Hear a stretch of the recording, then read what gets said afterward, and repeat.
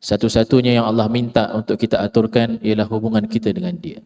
Aturan yang selebihnya ialah semua tidak akan keluar daripada hikmah, tidak akan keluar daripada kebijaksanaan, tidak akan keluar daripada ketepatan, dan apa yang Allah Subhanahu wa taala tetapkan itu yang pasti yang berlaku. Dan yang berlaku apa yang berdasarkan yang telah ditetapkan pastilah menemui kebahagiaan dan juga kejayaan yang abadi. Kerana hidup kita masing-masing ialah hidup pinjaman daripada Allah Subhanahu wa taala untuk akhir, dan destinasi yang kita yang penghujungnya ialah bertemu dan kembali kepadanya Subhanahu wa taala. Alhamdulillah yang kumpulkan kita dengan daripada background berbeza, kumpulkan kita daripada negara yang berbeza, kumpul kita daripada kulit yang berbeza, tapi semua mengumpulkan kita dengan satu sahaja hakikatnya, iaitu hamba kepada Allah Subhanahu. Hamba yang mempunyai Tuhan yang maha agung lagi maha besar, yang maha menantikan daripada rintihan dan keluhan dan juga doa yang dipanjatkan oleh hamba ini yang hina, yang sentiasa memberikan offer, memberikan kepada daripada beliau, daripadanya Subhanahu wa taala kepada kita setiap daripada malam dan pagi kita itu, untuk kita ini kembali kepada dia dan ingat kepada dia dan berzikir kepadanya Subhanahu wa taala. Oleh kerana itu, suluk seperti mana yang kita bincangkan pada pagi ini tentang suluk ialah perkara yang lebih daripada arahan dan larangan. Kalaulah agama ini yang dibawa oleh Nabi sallallahu alaihi wasallam berupa syariat, dan syariat ialah berupa arahan dan larangan Allah Subhanahu wa taala. Arahan yang wajib, arahan yang sunnah, larangan yang haram, larangan yang makruh. Tetapi suluk perkara yang lebih daripada hanya merupakan hanya arahan dan larangan. Suluk ialah perkara yang lebih daripada yang wajib atau yang haram. Suluk ialah adab kepada Allah Subhanahu wa taala. Suluk ialah perkara yang membuatkan kita untuk berlaku ihsan dalam diri kita, untuk diri kita sendiri, agar kita dapat mengenali Allah Subhanahu wa taala. Oleh kerana itu kita dengar daripada Al-Fadhil Ustaz Syed Abdul Matin, mengenali Allah itu ialah mengenali diri sendiri. Kamu nak kenal Allah, kenali diri sendiri siapa. Siapakah awak? Siapakah diri kita? Apakah yang mengganggu diri kita? Apakah yang membantutkan kita punya perjalanan? Dan seseorang yang belajar tauhid dan akidah Islam, bukanlah kita belajar Allah, kita belajar kitab akidah, Aqidatul Awam, kita belajar akidah Islam, kita belajar akidah banyak dalam kitab-kitab tauhid yang kita belajar. Kita tak belajar tentang Allah sahaja. Kita belajar tentang diri kita, masalah diri kita, syakwa sangka yang berlaku dalam diri kita, kekeliruan yang ada dalam diri kita. Kita kena banyak ucapkan tasbih, subhanallah, subhanallah. Kita ucap tasbih bukan kita sucikan Allah, Allah Maha Suci. Kita ucap tasbih untuk sucikan pegangan kita ini yang terpalit kepada Allah. Maha Suci Allah, Maha Suci Allah. Allah Maha Suci. Tapi sesuci mana Allah itu di hati kita? Sesuci manakah Allah itu dalam fikiran kita, dalam diri kita? Itu maksud kita tasbih. Itu maksud kita membesarkan Allah Subhanahu wa taala. Kita membesarkan Allah supaya kita kerdilkan diri. Kita besarkan Allah Subhanahu wa taala untuk kita turunkan diri, rendahkan diri. Selagi mana diri itu tinggi, tak akan dapat kita ini meninggikan Allah, meninggikan arahannya Subhanahu wa taala. Jadi suluk bukan hanya arahan dan larangan. Suluk ialah adab dengan Allah. Suluk bukan yang perkara yang kita cari di luaran, suluk yang kita cari di dalaman. Allah tak jauh. Suluk kepada Allah bukanlah bermaksud jarak. Suluk kepada Allah bermaksud hijab, bermaksud ada penghalang, bukan adanya masafah, bukan adanya distance antara kita dengannya Subhanahu, tapi adanya hijab antara kita dengan Allah Subhanahu wa taala. Oleh itu Allah Subhanahu wa taala menyebutkan dalam Al-Quranul Karim berbagai ragam orang yang menyembah dia. Tsumma awrathnal kitaba alladhina istafaina min ibadina faminhum zalimun li nafsihi wa minhum muqtasidun wa minhum sabiqun bil khairati bi idznillah dzalika huwal fadlul mubin. Kata Allah taala, dan kami kemudian warisi kitab ini kepada umat-umat, kepada hamba-hambanya Subhanahu wa taala. Kata Allah ada tiga golongan. Faminhum zalimun li nafsihi. Ada di kalangan hamba-hamba aku ini zalim li nafsihi, zalim dengan dirinya dalam beribadah. Wa minhum muqtasidun, ada di kalangan hamba-hambaku ini muqtasid, campur amalan dia, ada yang amal salih, ada amal talih. Wa minhum sabiqun bil khairat, di antara mereka itu yang berlumba di atas jalanan kebaikan. Sabiqun, menang ke arah tujuan, yang destinasi yang tidak lagi bertoleh ke arah belakang, tidak melihat lagi kepada mana amalan yang perlu dilakukan, hanya melihat kepada Allah dan terus qul amantu billah thumma istaqim. Kata seorang sahabat Nabi, ya Rasulullah, tunjukkan aku satu amalan yang aku boleh pegang. Kata Rasulullah, katakan aku beriman kepada Allah, istiqamah, jangan berpaling. Sebab yang penting bagi hamba itu Tuhan, itu yang penting. Allah, Allah, Allah. Wa qala Allah Ta'ala wa minhum, kata Allah Subhanahu wa ta'ala, minan nasi ma ya'budullaha ala harf. Kata Allah Ta'ala, ada di kalangan hamba-hambaku ini yang menyembah Allah itu mengikut huruf. Ada terjemahan huruf, ada katakan harf, maksudnya ujung-ujung. Tak nak masuk ke dalam hadrat ilahi. Nak sembah Allah tu hujung-hujung, nak yang minimum je, yang cukup-cukup makan. Benda ibadah, perkara yang berkaitan dengan Allah, adab dengan Allah, saya nak cukup-cukup makan. Dunia tak, saya nak paling limited, yang paling puncak saya nak sampai, saya nak sampai. Untuk Allah, untuk syariahnya, untuk Nabi Muhammad SAW, ala harf, minimum. Yang paling yang cukup-cukup makan sudah cukup lah. Hadha bukan suluk. Ini bukan betul adab dengan Allah Subhanahu wa ta'ala. Wa min nas ma ya'budullah, kata Allah, di kalangan orang-orang ada yang sembah Allah itu atas huruf Allah, huruf je. Makna Allah dalam diri dia tak terpalit, tak terpampang Allah itu dalam diri dan hatinya. Allah itu hanya di lidah, hanya huruf sahaja yang dibaca. Subhanallah, alhamdulillah, wala ilaha illallah, wa akbar. Salat yang dinaik turun hanya sekadar huruf yang dipelajari. Bukan makna, bukan apa maksud Allah dalam dirinya. Bukan tahu makna salat, tidak tahu makna sujud, tidak tahu makna zikir, tidak tahu makna Al-Quran, tidak tahu makna Nabi Muhammad sallallahu alaihi wasallam. Oleh itu Allah kata, gambaran orang yang menyembah Allah ini cukup-cukup makan. Gambaran orang yang sembah Allah ini hanya dengan huruf. Fa in asabahu khairun itma'anna bih wa in asabathu fitnatun inqalaba ala wajhi khasira dunya wal akhirah. Kata Allah Ta'ala, mereka yang sembah Allah bukan dengan suluk, cukup-cukup makan. Apa yang Allah larang, apa yang Allah arah. Tidak mahu lebih daripada itu, tidak mahu cari hubungan dengannya, tidak mahu beradab tahu macam mana untuk ada ekspresi perasaan kepada Allah Subhanahu wa ta'ala. Mereka ini nanti sampai suatu stage ataupun satu level, mereka ini idza asabahu khair, bila mana dia dapat kebaikan daripada Allah, itma'an bih, baru dia rasa tama'ninah dan tenang kepada agama. Wa in asabathu fitnah, kalau berlaku sebalik daripada kebaikan dalam dia beragama, dalam dia bersuluk kepada Allah Subhanahu wa taala, inqalab, berpusing, berpaling 360 darjah. Diriwayatkan ayat ini turun kepada orang-orang Badui yang datang kepada Nabi sallallahu alaihi wasallam beriman lalu balik ke kampung. Bila balik ke kampung mereka, kalau tambah mereka punya mereka punya pendapatan, kalau turun hujan di kawasan mereka, kalau mereka punya kambing ada makan, cukup makan semua, mereka tenang. Oh, ini hadza din salih, ini din yang baik. Kalau mereka punya hujan tak turun, kalau mereka punya kambing semua tak diternak dengan tempat yang baik, kesihatan mereka kemudian terjejas, kata ini tak ada faedah agama ini. Ada riwayat juga mengatakan seorang Yahudi masuk Islam, lalu bila masuk Islam, dia perniagaannya itu kemudian jadi rugi dan matanya jadi buta. Datang jumpa Nabi SAW, ya tulbul iqalah. Ya Rasulullah, boleh tak kita buat satu, minta agreement lah, maknanya boleh tak uzurkan saya untuk keluar daripada agama sebab mata saya buta, saya punya perniagaan terjejas. Tak ada. Bukan begini agama, bukan begini dengan Allah. Dapat baik, tenang. Tak baik, pusing. Turun Allah, turun ayat Quran, man minhum minan nasi ma ya'budullah ala harf. Fa in asabahu khair itma'anna bih. Datang kebaikan, tak ingat Allah. Datang ujian daripada Allah Subhanahu wa taala, baru mula nak ingat Allah. Itu kalau ingat Allah.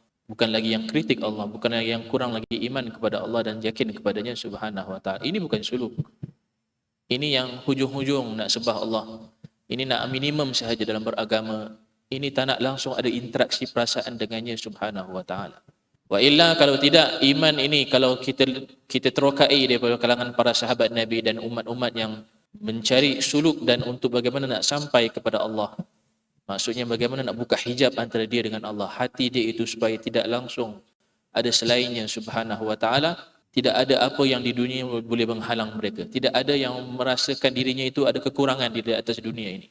Sayyidina Sa'ad bin Abi Waqqas radhiyallahu anhu, beliau di antara sahabat yang Rasulullah doakan agar doanya mustajab. Sehingga kan setelah wafatnya Nabi sallallahu alaihi wasallam, orang-orang datang berjumpa dengan Sayyidina Sa'ad bin Abi Waqqas untuk hanya minta doa. Kalau Sayyidina Sa'ad bin Abi Waqqas datang daripada Iraq pergi ke Madinah, orang akan berkerumun daripada Madinah ke rumah beliau untuk minta doa. Kerana doanya didoakan oleh Nabi agar doanya sentiasa mustajab. Sampaikan diceritakan Sayyidina Sa'ad kalau bergaduh dengan sahabat Nabi, contohnya Sayyidina Umar, dalam riwayat bila bergaduh dengan Sayyidina Umar, Dia akan nanti ugut Sayyidina Umar. Ya Umar, ad'u lak, ad'u alik. Ya, wahai Umar, nak tak aku doa? Sampai begitu sekali dia ugut Sayyidina Umar kerana doa yang mustajab. Jadi Abdullah bin Sa'ib, satu hari dia kata, datang Sayyidina Sa'ad ke Madinah Al-Munawwarah. Maka berkerumun orang-orang ketika itu minta doa. Abdullah bin Sa'ib, anak seorang sahabat Nabi. Datang Abdullah bin Sa'ib berkata kepada Sayyidina Sa'ad minta doa. Lalu setelah didoakan, kata Abdullah ini, kata, wahai Pak Cik, Allah telah angkatkan doamu dan dijadikan doamu ini kabul dengan doa Nabi sallallahu alaihi wasallam. Sayyidina Sa'ad ketika itu sudah buta. Di akhir umurnya Sayyidina Sa'ad sudah buta. Jadi kata, wahai Pak Cik, kenapa tak doakan untuk mata kamu? Mata-mata orang lain dah banyak kau doakan dan semuanya dikabulkan oleh Allah, jadi celik. Kenapa tak doa untuk mata sendiri, wahai sahabat Rasulullah? Maka kata Sayyidina Sa'ad, ya waladi, qada'ullah ahabbu ilayya min aini. Wahai anakku, qadar Allah itu lebih aku sayang, lebih aku cinta, lebih aku suka daripada mata. Adakah ini orang yang sembah Allah hujung-hujung? Paling minimum? Tidak. Adakah ini yang sembah Allah ikut hanya dengan huruf? Tidak. Ini yang memaknai makna Allah itu siapa dan diri itu siapa. Ini yang merasakan apa yang ketentuan Allah itu yang paling yang terbaik. Ini yang memaknakan kehidupan mereka itu kehidupan yang abadi ialah bila bersama dengan Allah Subhanahu wa taala. Wa hakadha para sahabat Nabi sallallahu alaihi wasallam, Sayyidina Mu'adz bin Jabal ketika mana kena taun Amwas di Syam. Sehingga kan beliau ini subhanallah di akhir-akhir umurnya kena taun di badannya sampai pengsan beberapa kali, sedar beberapa kali, pengsan balik. Setiap kali dia sedar dia akan kata, "Ukhnuqni bi khanaqik ya Allah. Fa inni uhibbuk." Kata, ya Allah, cekiklah aku dengan cekikanku, cekikanmu. Cekiklah aku dengan rasa sakitnya taun itu. Cekiklah aku ya Allah, cekik habis-habisan. Sesungguhnya aku cinta kepada. Inikah orang yang beribadah dengan Allah bukan bersuluk? Inikah orang yang beribadah dengan Allah dengan cukup-cukup makan? Inikah orang yang beribadah Allah dengan hanya sekadar huruf alif lam lam ha, a l l a h? Tidak. Ini memaknai maksud Allah, memaknai maksud hamba, memaknai maksud akhirat. Abu Sulaiman Ad-Darani ialah antara zaman Imam Syafi'i ataupun sebelum zaman Imam Syafi'i, seorang tabi'in. Di antara doanya dia kepada Allah Subhanahu wa taala, la in talabtani ya Allah biduyunik talabtuka bi'afwik. Ya Allah, kalau kamu cari aku, persoalkan aku tentang hutangku, ini kesalahanku, kewajipanku, aku akan cari kamu dari segi pengampunanmu. Wa in talabtani bisyu'mi talabtuka bisakhaik. Kalau kamu tuntut aku ya Allah, cari aku ya Allah dengan kerana kekuranganku, kekerdilanku, kehinaanku, aku akan carimu ya Allah dengan kesakha, dengan kedermawananmu, kekayaanmu. Wala in adkhaltani nar, kalau kamu masukkanku ke dalam neraka, la ukhbiranna ahlan nar anni uhibbuk. Kalau kau masukkan aku ke dalam neraka juga, kau seksa aku di dalam neraka juga ya Allah, aku akan beritahu semua ahli neraka yang aku tetap cinta kepada. Ini gambaran orang-orang yang suluk. Ini gambaran orang yang betul memaknai Allah Subhanahu wa taala. Dia tak kisah apa yang ada, kecuali dia, kalau Allah tiada, itu masalah. Itu krisis. Bukan krisis nuklear sana sini. Bukan krisis kebuluran makan tak ada. Bukan krisis sempit rezeki. Krisis kita dengan Allah macam mana? Krisis kita ini boleh dapat ibadah atau tidak? Hadha huwa suluk. Itu adab. Itulah bagaimana akhlak dengan Allah Subhanahu wa taala, bukan setakat hanya dengan Allah yang wajib, yang sunnah, yang makruh, yang haram. Lebih daripada itu. Orang salihin, orang bersuluk sudah fikir lebih daripada itu. Sayyidina Syekh Abu Bakar bin Salim sebelum meninggal 15 tahun tak pernah duduk macam ni, duduk hanya dengan tahiyatul awal. Kerana itu adab dengan Allah Subhanahu wa taala. Jadi kalaulah kita nak bersuluk, kalaulah kita nak sampai kepada Allah, kalau nak kita terbuka hati kita kepada Allah Subhanahu wa taala, apa yang perlu kita lakukan?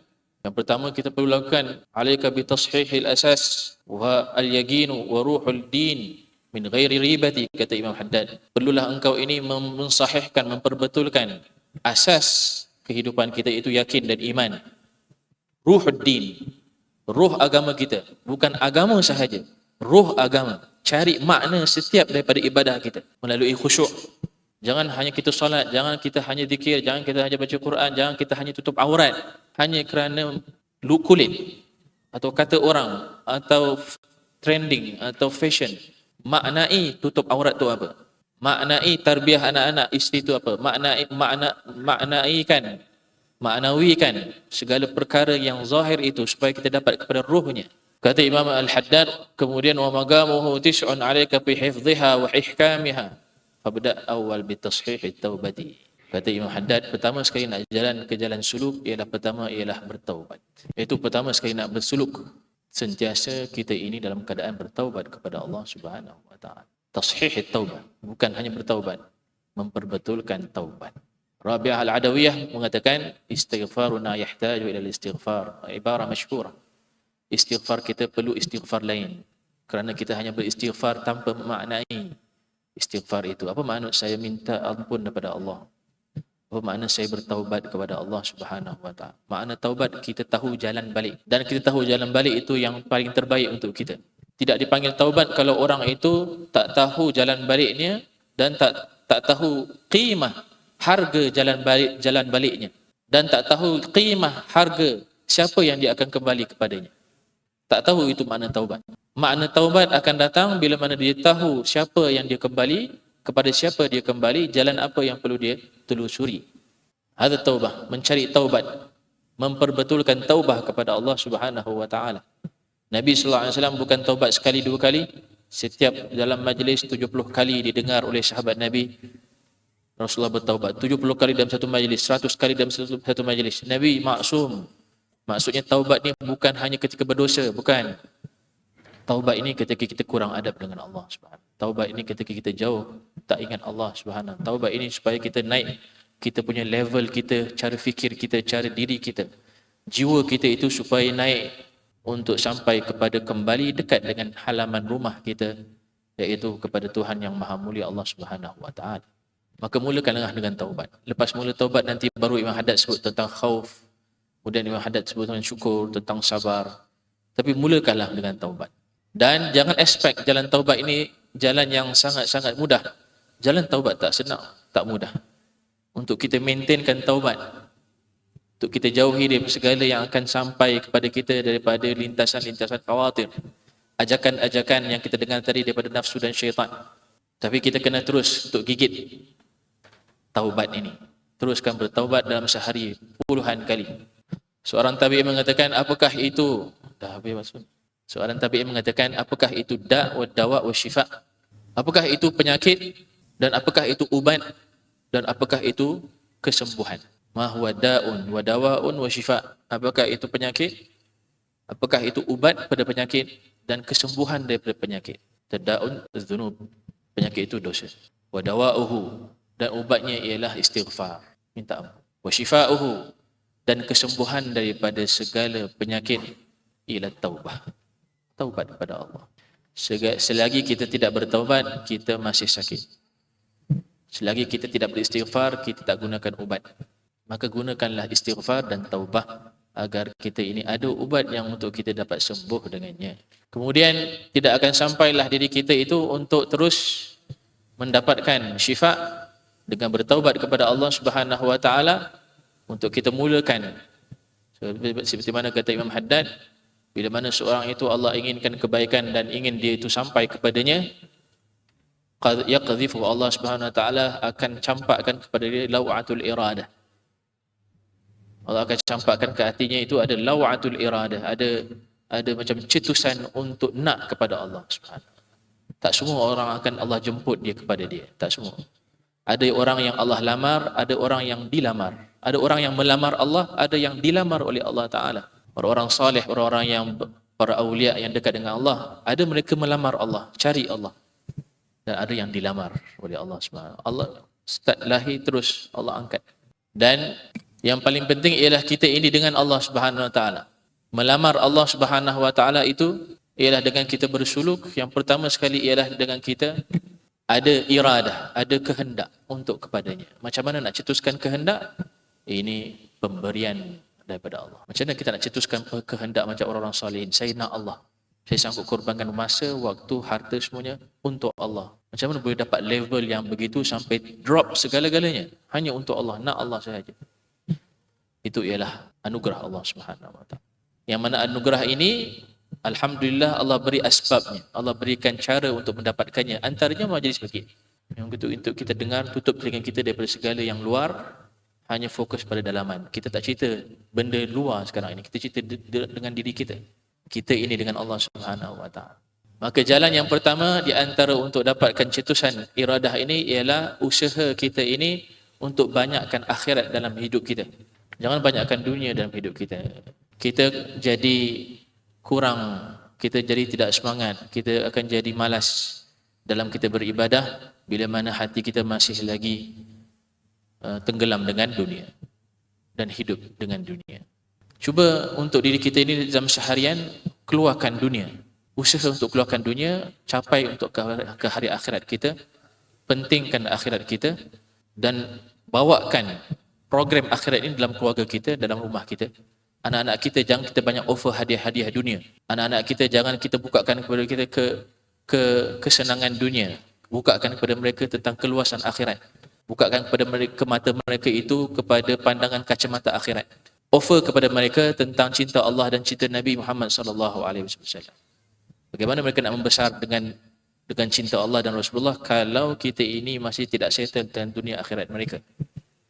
Bawakan mereka. Kalau mereka nanti kalau dapat cuti ataupun nanti kalau dah beres berjaya dalam peperiksaan, nanti umi berikan ataupun ayah berikan untuk pergi haji atau pergi umrah atau beri Quran. Jangan asyik offer PS5 je. Jangan asyik offer benda-benda dunia sahaja. Offer benda-benda akhirat. Nanti kalau buat ni Allah sayang. Nanti kalau buat ni nanti Rasulullah suka. Ngiangkan benda itu selalu. Kita ada cerita kawan-kawan kita yang mana beliau ini jauh tapi kembali ke jalan yang baik kerana terngiang-ngiang kata-kata yang begitu. Tentang Allah, tentang akhirat, tentang Nabi Muhammad sallallahu alaihi wasallam sepanjang mereka hidup waktu kecil. Dibiasakan dengan Allah, Rasulullah sallallahu alaihi wasallam dan hari akhirat. Kita kalau kadang di Shah Alam ni ada satu sekolah, kita ada buat satu talk dengan budak sekolah, budak kecil. Budak kecil susahlah nak kontrol dorang ni. Nak kontrol dorang susah. Cerita Nabi ke, cerita ke kadang ni bergelak sana, naik sana, ada lompat sana. Tapi bila kita letak satu soalan sahaja, semua diam, semua fokus. Apa dia? Bila kita letakkan, nanti kalau kamu masuk syurga nak apa? Oh, time tu semua diam, semua nak tanya. Syurga saya nak ni ustaz, syurga kena tutup aurat ke ustaz? Ustaz, syurga nanti boleh dapat mainan ke ustaz? Macam-macam. Tapi kita dah masukkan kepada mereka sistem pembesaran mereka itu akhirat. Kita tak lagi letakkan sistem mereka itu kepada kehidupan orang milioner jutawan mana di dunia ini. Kita letakkan sistem pandangan mereka itu ialah syurga, ialah redha Allah, ialah kasih sayang Nabi Muhammad sallallahu alaihi wasallam. Insya-Allah moga Allah Subhanahu wa taala pada pagi ini moga Allah taala seperti mana gerakkan hati kita, moga Allah Subhanahu wa taala insya-Allah gerakkan juga himmah kita, semangat kita. Moga Allah gerakkan niat kita, Allah pandu kehidupan kita insya-Allah untuk meniti kehidupan untuk sampai dan juga dekat dengannya Subhanahu wa taala. Moga Allah ampunkan dosa kita, kesilapan kita yang membekukan kita, yang membelenggu kita daripada untuk sampai kepadanya, untuk sampai kepada rahmatnya ya Arhamar Rahimin, ya Arhamar Rahimin, ya Rahman. Moga Allah Subhanahu wa taala berikan kemenangan, berikan kemudahan, angkatkan segala kesulitan bagi orang muslimin di mana mereka berada. Ya Al-Jalali wal Ikram, sallallahu alaihi wasallam Muhammad wa ala alihi wasallam ajma'in. Alhamdulillah.